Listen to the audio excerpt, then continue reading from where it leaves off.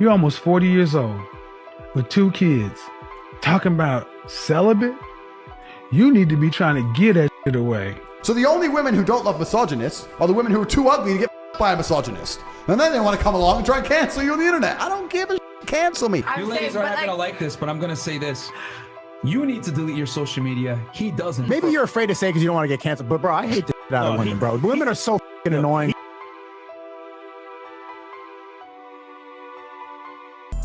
There's a digital war of information and ideas going on, and everyone with a phone, computer, or tablet and internet connection can join or witness it. There are all different types of groups involved, but 2 main sides: the left-leaning social justice side with more progressive views, and the right-leaning conservative side with more traditional views. The war has spilled over into many different spaces across the internet, and there are many big names on both sides. But in this video, we'll take a look at what led up to this war.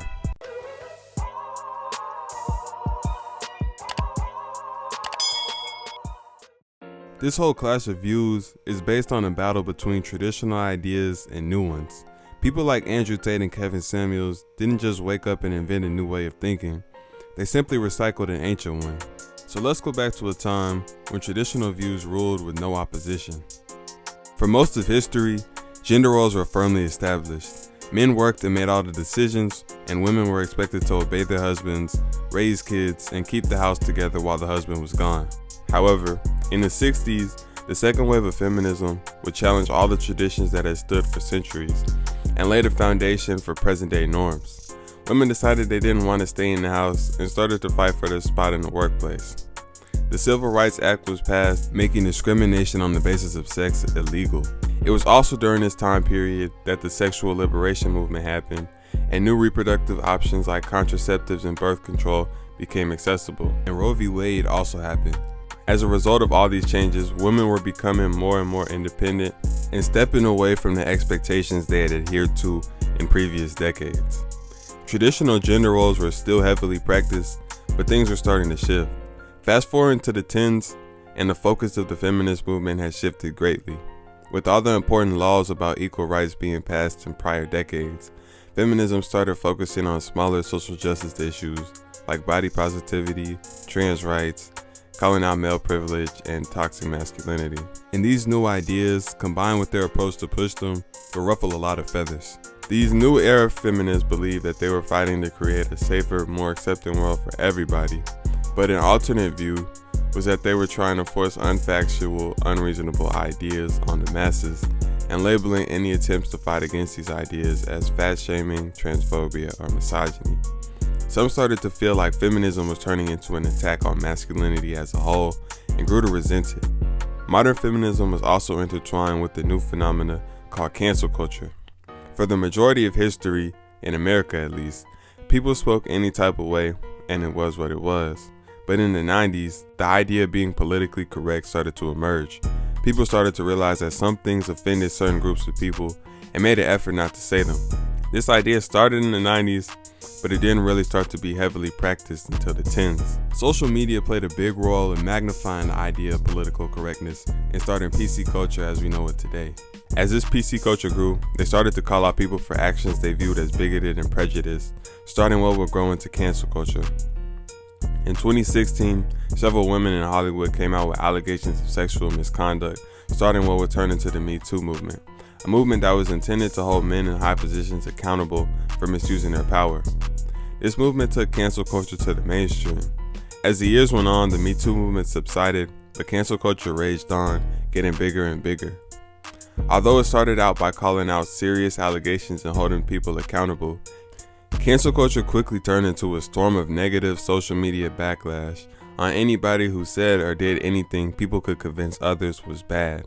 It didn't matter if it was something taken out of context or something tweeted 10 years ago. The thing is, the term canceled was very misleading. It sounded like the final end to a career, and it was for people like R. Kelly and Harvey Weinstein. But these were people who had committed actual crimes. For everybody else, it was just a couple weeks of angry tweets. Kevin Hart lost his opportunity to host the Oscars, but his career was unaffected. Throughout his whole campaign and presidency, Trump was literally getting canceled on a weekly basis. So cancel culture wasn't even close to the end of a career, but it was still a nuisance and could end up costing a lot of money.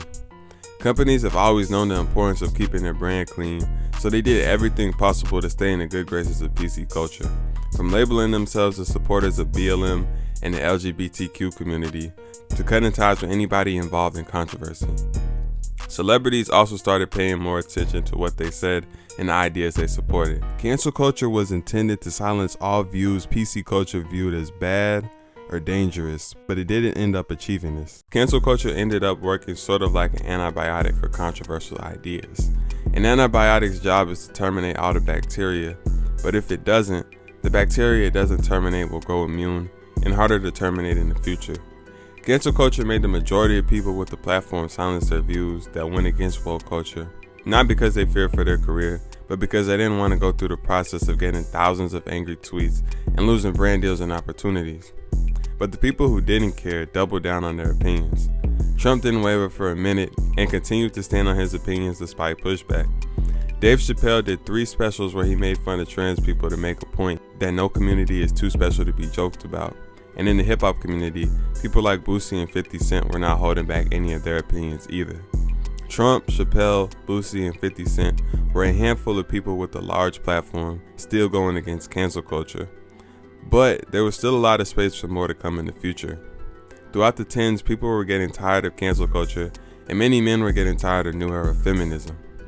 On top of this, men were facing another issue that had started in the late 2000s and worsened throughout the 10s.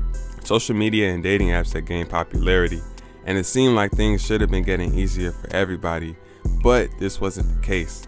From 2008 to 2018, the number of men under 30 not getting any action tripled.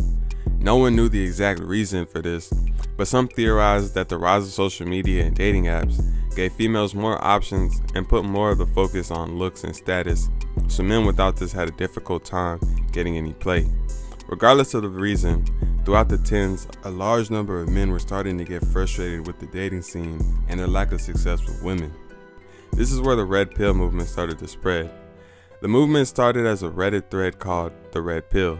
The community believed that there were certain truths about the world and human behavior, especially females. They referred to realizing and accepting these quote-unquote truths as taking the red pill.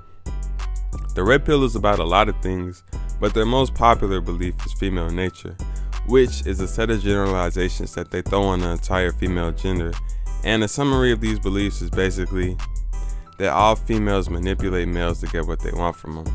The approach they advocate their subscribers to use to deal with this quote-unquote truth is to show women less respect and manipulate them back. Red Pill philosophy offered an easy explanation and solution to all the men who had been struggling to get women, and it was also a direct response to feminism. Many Red Pill beliefs went completely against everything feminism had achieved and fought for over the last 40 years. They believed that women should be obedient and subservient to men and stay in their place. These ideas were very extreme for the time period, but their lack of success dating and all the resentment men were feeling towards modern feminists made them willing to accept these ideas and dive headfirst into Red Pill philosophy. The rise of Red Pill philosophy set the foundation for a lot of social media influencers to take over in the late 10s and early 20s, but 2 in particular stood out from the crowd. In 2020, Kevin Samuels started taking over YouTube with clips from his live streams. He was making a point that women were asking for too much from a man. He had no problem telling them they weren't attractive, skinny, or young enough to have the standards they did. He also believed in the traditional dynamic that women should stay home, raise children, and be submissive to their husbands. In a world that was becoming more and more politically correct, his bluntness stood out. He wasn't afraid of the outrage of cancel culture. Kevin Samuels' ideas didn't come from the Red Pill community. He was just old with traditional views, but the Red Pill community loved what he was saying and ran with the term high-value male.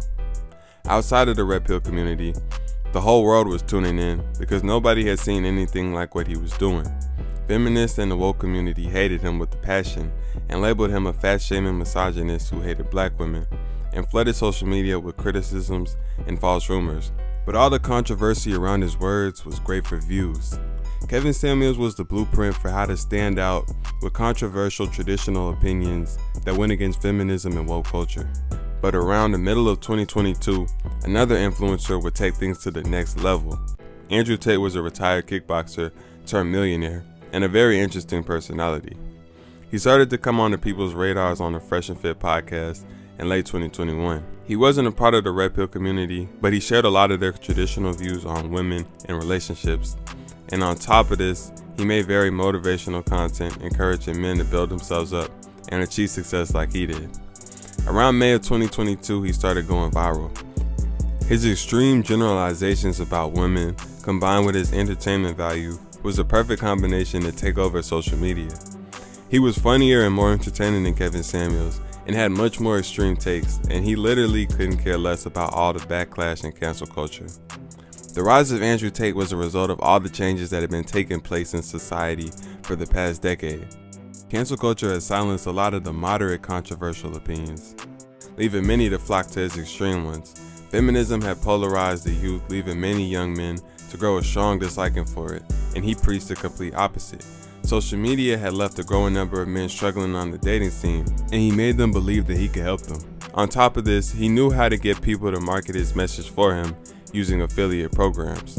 Combining all of this, Andrew Tate hit the internet in a way never seen before. He was going viral at an insane rate, and his presence on all platforms was enormous. He was getting billions of views on TikTok alone, and became the most Googled person on the planet. However, with all this attention to his highly controversial opinions, he also became one of the most hated people in the world, and public enemy number one of cancel culture, for good reason. They started with the usual flooding of social media with angry criticisms of his views and his character, but their efforts went further than usual, and their calls to get him deplatformed actually worked. They actually canceled him. First, Instagram deleted his account, then TikTok and YouTube followed. After his last accounts were deleted, the internet was in a frenzy. His fans, as well as fans of free speech in general, were stunned, and his haters were ecstatic. He was not the first to be deplatformed, but it's likely that his situation may set a precedent for the future. Even after being canceled, Tate still wasn't silenced. He appeared on a platform called Rumble, where 70,000 people tuned in to watch. It appears that the internet will remain in a struggle between progressive and traditional, and PC culture versus the extreme end of free speech. Looking back, it's ironic because while PC culture despises Andrew Tate and people like him, it was their actions throughout the 10s that set the scene perfectly for his rise. And as the years go on, more and more people like him will continue to pop up.